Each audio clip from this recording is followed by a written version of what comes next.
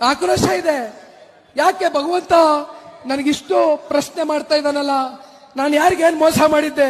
ಬಡ್ಡಿದೆ ನಾನೇ ಎಣ್ಣೆ ಹೊಡೆಯಕ್ ಕಾಸಿಲ್ಲ, ಹೆಂಗ್ ವ್ಯವಸ್ಥೆ ಮಾಡವ ಅಂತ ತಲೆ ಕೆಡಿಸ್ಕೊಂಡು ನಿಂತಿದ್ವಿ. ನೀವು ನೋಡ್ಲೆ ನೋಡಿ ಆ ಕಾರಲ್ಲಿ ಎಷ್ಟು ಸರ್ ಇದಾರೆ. ಅವರು ಮೋಸ್ಟ್ಲಿ ಆಸ್ತಿಗೆ ಹೋಗ್ತಾ ಇರ್ಬೋದು ಅನ್ಸುತ್ತೆ. ಎಷ್ಟು ಸರ್ ಆ ಕಾರಲ್ಲಿ ನನಗೆ ಗ್ಲಾಸ್ ಇಡ್ಸ್ಬಿಟ್ಟು ಕರೆದ್ರು, ಟೀ ಕುಡಿತೀಯಾ ಬಾ ಟೀ ಕುಡಿಯೋಣ ಅಂತ. ನಾನು ಟೈಮ್ ಇಲ್ಲ ಸರ್, ಊರು ಹೋಯ್ತಾ ಇದೀನಿ ಅಂತಂದೆ. ಪಾಪ ಹೋಯ್ತವ್ರೆ ನೋಡಿ ಕಾರಲ್ಲಿ. ಏರಿ ತೋರಿಸ್ತೀನಿ ಯಾವ ಕಾರ್ ಅಂತ. ಅಲ್ಲಿಂದ ಚೇಂಜ್ ಮಾಡ್ಕೊಂಬಂದೆ ನಾನು. ಅದೇ ಕಾರು ನೋಡಿ, ಅದೇ ಕಾರ್ ನೋಡ್ಕೊಳ್ಳಿ.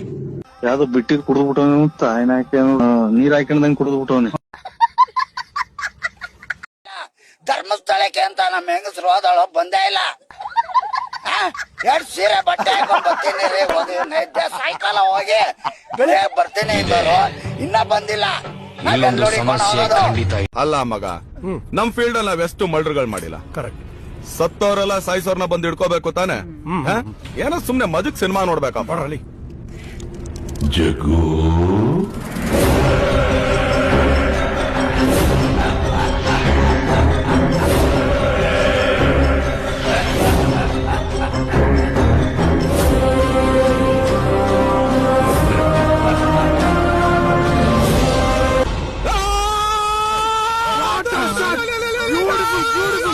Super shot, super.